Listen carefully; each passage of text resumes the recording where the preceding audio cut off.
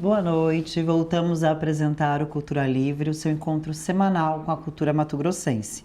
Hoje temos a honra de receber aqui o Ítalo Evangelista e o Luan Melo, do coletivo Bora Fazer Filmes, que acaba de ser selecionado para participar da 4ª temporada de séries Ancestrais do Futuro. Boa noite, sejam bem-vindos ao Cultura Livre. Que honra ter vocês aqui com a gente e poder falar desse coletivo tão jovem que já nasce assim com muito sucesso, né, meninos? Parabéns. Obrigado.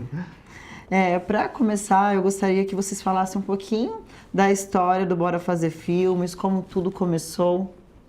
Ok. Então, eu vou falar. Nós somos um grupo de estudantes da UFMT que começou as aulas pós-pandemia, né?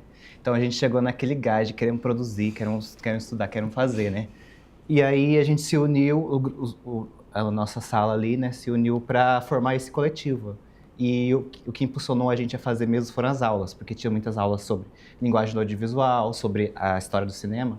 E era isso que impulsionava a gente a produzir, né? Porque a gente não funciona como uma faculdade normal, que a gente faz uma prova escrita, né? Nossas provas são produzindo filmes, né? E foi o que impulsionou a gente, né? E agora que 2 anos depois, a gente faz as nossas produções não só para a universidade, mas para fora dela também, né? Como cinema independente. Muito legal. Então, a faculdade foi o pontapé inicial, né? Sim, impulsionou a gente. Impulsionou vocês. E aí, dentro dela nasce o projeto Nossos Sonhos pela Janela, isso? Isso. Então, conta pra gente também um pouquinho sobre o projeto Nossos Sonhos pela Janela, como ele surgiu e qual que é a proposta, né, desse projeto. Bom, a gente se juntou para pensar uma ideia legal para o filme. A gente sempre faz essas salas de roteiristas, como a gente chama. E a gente, como a gente está no Centro-Oeste, a gente queria se voltar mais para nossa realidade da cidade quente, do clima quente, e pensar uma forma de trazer isso de um olhar de perspectiva de esperança e de mudança, assim, das nossas possibilidades. E fazer isso pensando do olhar infantil ou da fala infantil, de como as crianças vêm e observam a cidade e o mundo, é uma forma muito boa de trabalhar a questão da esperança em si, né? O projeto ele nasce, né, desse lugar da gente querer falar sobre ancestralidade. Então, as crianças que estão falando no documentário, estão atuando, elas tem essa conexão delas estarem falando no presente, estarem atuando como se elas estivessem no futuro. É uma brincadeira muito interessante e que elas gostaram muito. Nossa, que legal. E vocês envolveram as crianças da Escola Estadual Professor Honório Rodrigues Amorim, né, nesse processo. Então, como que foi essa parceria com a escola, a receptividade das crianças? Conta um pouquinho pra gente como foi essa troca mesmo com a escola. Para começar aqui, a escola ela já tem uma vertente voltada a linguagens, né? Então, os alunos de lá, eles aprendem a falar inglês e espanhol bem cedo. E aí, a partir desse momento, aí eu conheci a Luana, que é a coordenadora, e ela gostou muito do projeto, né? Um projeto voltado para as artes, para linguagens. E aí, a gente resolveu fazer um dia um intensivão, uma manhã de intensivão lá na escola, que era fazer uma palestra com o professor Kaique para falar sobre o meio ambiente e a importância dos povos indígenas. E a partir daí, a gente foi vendo ali nas crianças que estavam participando quem se interessou mais, quem que estava gostando da ideia, quem poderia ser chamado para atuar, né? Depois disso, a gente fez uma série de entrevistas com essas crianças, que foi perguntar sobre o futuro, sobre o que elas imaginam do futuro, o que elas veem no presente hoje, o que elas estão passando. Porque a gente passou por um período de alguns meses de muita fumaça, de muito calor, chegando a 42 graus, né? Então, a gente coletou essas perspectivas dessas crianças, né? E aí foi a partir daí que a gente conseguiu selecionar 5 crianças para atuarem nessa parte ficcional, que é ver essas mesmas crianças entrevistadas vivendo num futuro de Cuiabá devastado, né? Muito quente. Sim. E como que vai ser habitar isso aqui, né? Daqui com tanto tempo, né? E qual que foi a experiência de realizar um curta-metragem que se conecta com esse tema de mudanças climáticas? Assim, para vocês, para as crianças também, elas tiveram outras perspectivas a partir do que vocês trouxeram a elas? Bom, foi uma surpresa entrevistar elas, porque a gente, quando trabalha com criança no audiovisual, a gente sempre tem essa de não saber muito bem como elas vão lidar com o processo. Só que eles foram muito abertos à proposta, e eles respondiam coisas super diversas. Então, tem crianças que estavam super empolgadas e esperançosas com o futuro, mas tinham crianças que não tinham nenhum senso de esperança e diziam que não tem mais possibilidade de mudança, o meio ambiente é isso e não tem como mudar mais. Então, no filme, a gente consegue trazer esse contraste, inclusive, mostrar essa dualidade das duas falas. E é uma dualidade que é interessante, que acaba sendo um convite à reflexão de como a gente lida com as crianças, com as futuras gerações, e como o estado atual das coisas, né, do clima, acaba afetando também esse futuro, né? Sim, com certeza.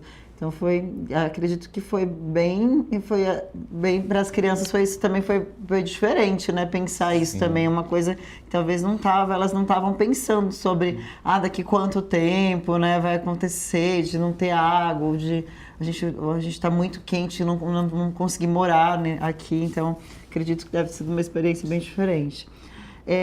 Uma coisa que é muito importante falar é a seleção para o Lab em Frente, né? O que isso representa para o coletivo e para a produção audiovisual independente do Centro-Oeste, né? Tá nessa seleção do Lab em Frente? Para começar, que quem teve essa iniciativa do Lab em Frente foi a Fundação Tid Setúbal, né? Que é uma fundação que já existe há décadas aí e que veio da periferia de São Paulo. Então, o foco deles é trabalhar nessas periferias, né? Trabalhar com esses grupos que não têm muita acessibilidade, tanto social quanto econômica, né? E pra gente foi isso, porque a gente é um grupo de estudantes que faz filme de graça. Tipo, a gente faz o nosso dinheiro mesmo, a gente faz com o recurso que a gente consegue da UFMT, assim, uma câmera, um tripé, entendeu? Então, a gente conseguir esse suporte fez toda a diferença pra gente. Porque a gente conseguiu se pagar, conseguiu realizar um trabalho com mais segurança, com mais acessibilidade, entendeu? E é isso. E como que foi a experiência de imersão no laboratório, né? Quais aprendizados vocês trouxeram dessa vivência lá? Acho que principalmente a gente teve essas aulas sobre audiovisual em si, né, sobre vários setores, sobre direção, sobre produção, sobre pós-produção, mas acho que principalmente para pensar o cinema como algo político. Porque o tema desse ano do Lab em Frente foi exatamente sobre como pensar as mudanças climáticas e que a gente pode trazer de mudança a partir disso, né? Então, trazer a questão política para o cinema foi uma coisa importante que a gente aprendeu ali e que a gente pretende continuar fazendo também. E então foi do Lab em Frente que veio a ideia de fazer esse projeto de vocês. Isso, a gente pegou essa ideia, né? A gente tem que falar sobre esse tema. O que a gente vai falar? Acho que o melhor é a gente falar sobre a nossa própria realidade em Cuiabá, né? e foi isso. E como que o financiamento recebido da Fundação ajudou vocês a concretizar esse projeto, né? Assim, é fundamental, né, gente? Ainda mais a gente sabe que o audiovisual, ele é caro para fazer, né? Edição, pós-produção, produção, é tudo muito caro. Então, assim, a verba, ela foi legal, conseguiu concretizar o projeto? Conseguimos. É o que o Lan falou, a gente vindo de universitário, a gente acaba se acostumando a fazer as coisas na guerrilha, na luta. E esse foi o nosso primeiro filme com orçamento, né? A gente estamos na luta aí para continuar, para conseguir se pagar, conseguir se manter e conseguir fomentar a cultura da região. Mas é extremamente importante ter esse suporte e foi o suficiente para a gente fazer o filme está lindo, a gente está conseguindo fazer um ótimo processo de distribuição, né, estamos aqui com você, então tem sido muito legal ter esse suporte. Muito bom. E qual a importância de projetos audiovisuais como o de vocês sobre a conscientização e questões ambientais? Qual que é a importância de ter mais e mais projetos sobre isso? Está mais no cinema, está mais em voga mesmo? Eu acho que é exatamente isso de atingir o público, né? Porque o cinema, ele não é feito pra gente fazer e a gente assistir entre a gente, né? Não é bolhas, né? Quebrar bolhas, né? Pra ele chegar no público, né? E aí a gente trazer essa informação, trazer isso sobre Cuiabá, falar sobre Cuiabá para Cuiabá, eu acho que faz uma diferença total, né? Porque se você for pensar no cuiabano que está vivendo isso, ele não se vê representado na TV das formas que aparecem, né? Sim. Então, eu acho que a gente fazendo da gente pra gente, que a gente atinge o público também, é a coisa mais importante, assim. E de quem que é o roteiro, a direção? Conta aí pra gente. O argumento da história, que é aquela ideia de que vamos seguir esse caminho, é meu e do Ítalo. Que é um recorte de vocês. A gente fez com uma sala de roteirista, né? A gente juntou várias pessoas, a Isabelle, Libel e o Lucas. E aí a gente chegou nessa ideia. E aí, a partir daí, Libel e Ítalo ficaram no roteiro. E depois do roteiro, quem dirigiu foi o Ítalo mesmo e eu fiz a produção. A produção é aquela que maneja os recursos, enquanto a direção tá lá falando, vamos fazer isso, vamos fazer isso. Sim. E a pós-produção? A montagem foi o Afonso Kibe que fez, um abraço pro Kibe, inclusive. A color foi o Ricardo, a gente teve... A trilha também fui eu que fiz. A gente fez essa organização e vários de nós fazemos várias coisas, então a gente acaba ajudando um ao outro. E foi um processo de pós bem complexo, porque a gente tinha um tempo limite para fazer o filme. Mas tinha muita coisa legal para fazer, para montar, tinha muitas falas legais das crianças, mas foi isso. Teve coisa que ficou para fora ainda? Teve coisa que ficou para fora, a gente ficou muito triste de tirar. Talvez venha um segundo corte aí, vamos ver. Legal, tem que vir. E então, vamos falar quais são os próximos passos aí do coletivo Bora Fazer Filmes. E após essa experiência que foi incrível, né? Novos projetos em vista? Com certeza, né? A gente tem que agradecer ao Aldir Blanc e a Paulo Gustavo, que foram as leis de incentivo que estão rolando aí no Brasil todo, né? A gente conseguiu ser contemplado nesses editais, vamos continuar produzindo, né? Nosso próximo projeto é um curta-metragem chamado Lírios, que fala do romance entre uma mulher trans e um homem, enquanto eles vão viajar para Chapada. Então a gente vai continuar fazendo sim. Que massa. E como que o público pode apoiar e também acompanhar o trabalho de vocês? Se alguém... a gente sabe... A gente pode apoiar, tem alguém que queira apoiar ou queira estar com vocês, como que faz para entrar em contato? Quer falar? Acho que o primeiro passo é seguir a gente nas nossas redes sociais. Bora Fazer Filmes é bem simples. Lá a gente está sempre postando as coisas que a gente está fazendo, atualizando, informando também. Constantemente a gente está divulgando quando tem amostras ou festivais rolando, quando a gente está participando de alguma coisa legal. A gente avisa quando os filmes vão ser exibidos. A Jojo também, que é um outro coletivo que foi parceiro do filme e que foi coprodução dos nossos sonhos. E eu acho que é o primeiro passo, assim. Mas também é ficar atento ao cinema regional, que, tipo, agora que a gente tem o curso de cinema audiovisual... Sonho isso. Pois agora a gente tem filme sendo feito aqui sobre pessoas daqui, temos representatividades das nossas culturas, temos vozes que estão saindo, né? O Quariterê, com a Velhice Ilumina o Vento, que passou em vários festivais no país até. Tem vários filmes legais sendo feitos, então acompanhar essa produção, ir assistir quando tem as exibições. Geralmente tem muitas exibições que são gratuitas e quando são pagas são um valor extremamente baixo, assim, super acessível, sabe? Então, acho que é isso. E onde está acontecendo as exibições? Vai acontecer uma estreia lá no Cineclube Cochiponense, que é a nossa casinha lá na UFMT, né? Mas a gente pretende exibir nas escolas, porque o nosso público-alvo é exatamente as crianças, né? E aí vão estar nas escolas por aí. Mas para assistir, dá para acessar pelo YouTube, no canal do Ancestrais do Futuro, que é a websérie que teve esse aporte que a gente faz parte, né? Porque o curta-metragem é um episódio dessa série. É só procurar Ancestrais no Futuro ou Nossos Sonhos pela Janela no YouTube, que o episódio está na íntegra. Muito bom. Gente, muito obrigada por vir aqui conversar com a gente, falar do Bora Fazer Filmes. Que legal, né? A gente tem uma faculdade de cinema e audiovisual dentro da UFMT. É tão sonhado, assim, pela classe artística, sabe? Porque é importantíssimo mesmo. E muito obrigada também por estarem fazendo filme falando de Cuiabá, falando do Centro-Oeste. É muito importante a gente ver o nosso povo representado, né, nas telas e também as nossas histórias sendo contadas, né? Isso é muito importante. Agradecer um pouquinho e falar para vocês aí de casa, não deixem de assistir e conferir os Nossos Sonhos pela Janela.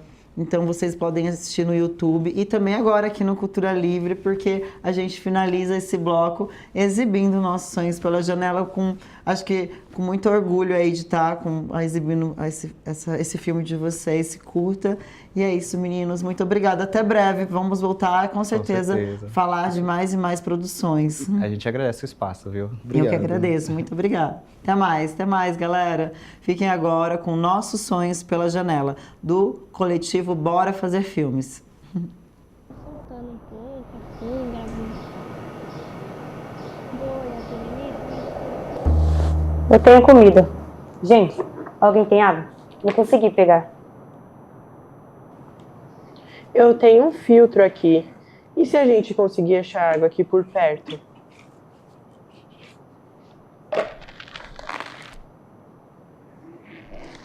Eu tenho, a gente divide. Os adultos não vão sentir nossa falta, né? Não, eles estão na cidade hoje. A gente volta antes. B31, como você conseguiu? B31? Ah, a minha avó me deu.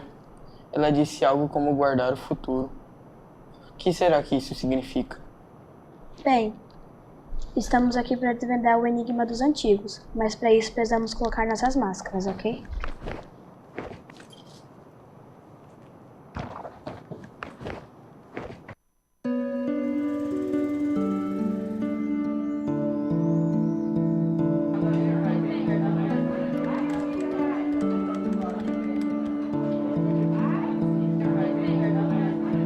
Esses dias aqui na escola, tava muito ruim para fazer educação física, porque tava com muita fumaça lá do lado de fora, que tava entrando aqui dentro da escola, e tava muito ruim. Desde da semana retrasada aqui começou o calorão, aí começava a vir muita fumaça aqui de fogo nessa mata que tem bem aqui atrás depois do rio. Lá na minha casa, lá perto tinha um riacho. Era bem limpinho as coisas, era uma floresta, era bem grande. Que eu falo, teve uma parada lá que teve que começar a desmatar. Vários bichos como cobras, aves começaram a entrar lá no condomínio, por exemplo, uma cobra mesmo picou um amigo meu, ele teve que ir lá pro hospital. Ainda bem que não era peçonhento. Você consegue imaginar um futuro em que o meio ambiente seja perfeito, preservado, que a gente consiga resolver essa situação? Eu espero ter um futuro bom meu, não só pensando em mim e das pessoas também. Ir mais para a igreja, cuidando do meio ambiente. Não, o ser humano tá não tem como mais reverter do jeito que tá. Você acha que não? Não. Você acha que não?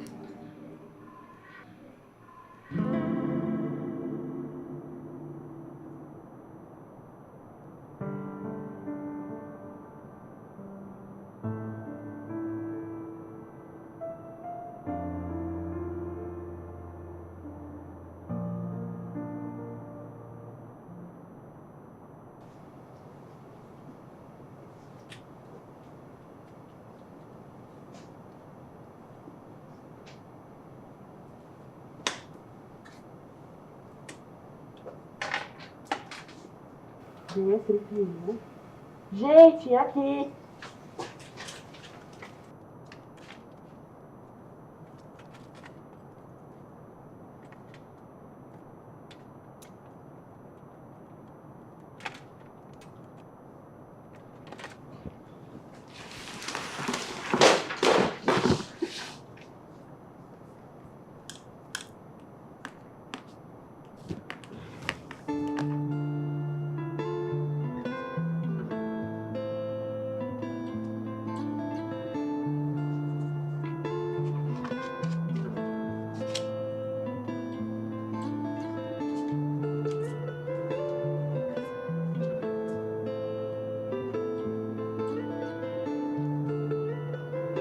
Nossa, o que é isso que ele tá olhando?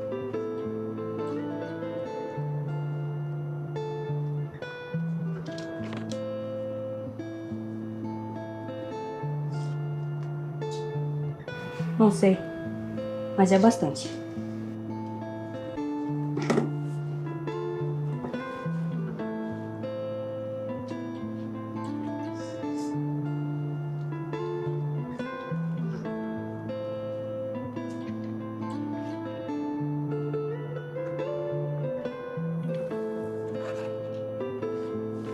Que isso? Abóbora.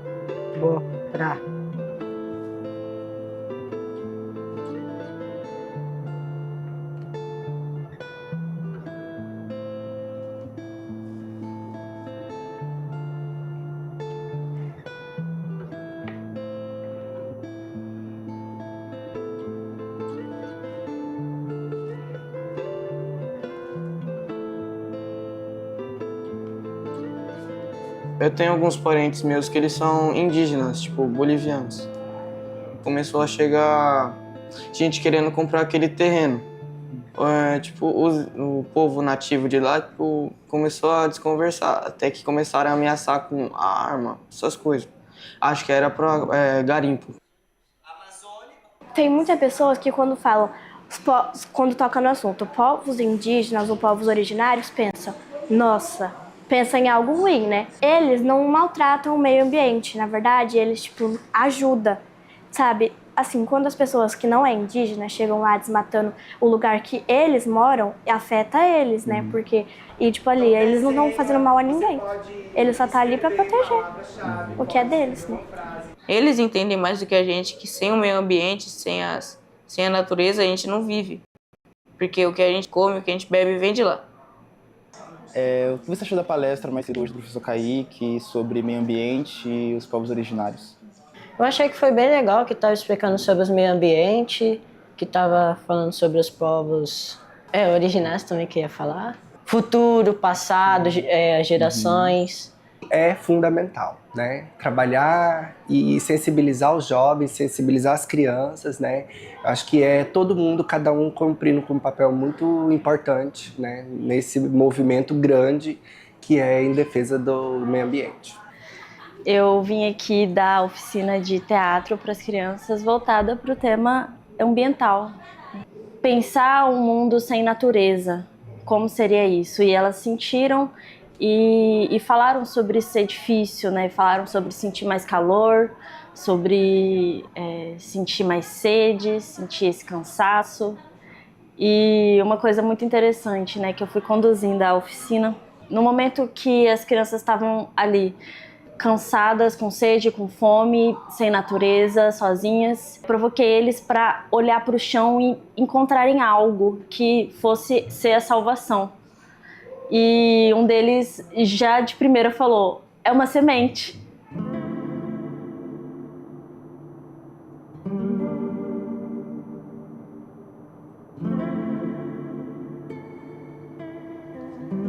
Tá, mas pra que servem essas coisas? Olha como todo mundo parece feliz, livre. Olha, uma horta. Eu já vi isso antes. Mas tá diferente, parece molhada. Mas isso são só memórias. E o futuro? Talvez o futuro esteja nas sementes e no que elas podem virar. E as fotos mostram o que a gente pode fazer. E os livros? Mostram como? Vamos fazer uma horta.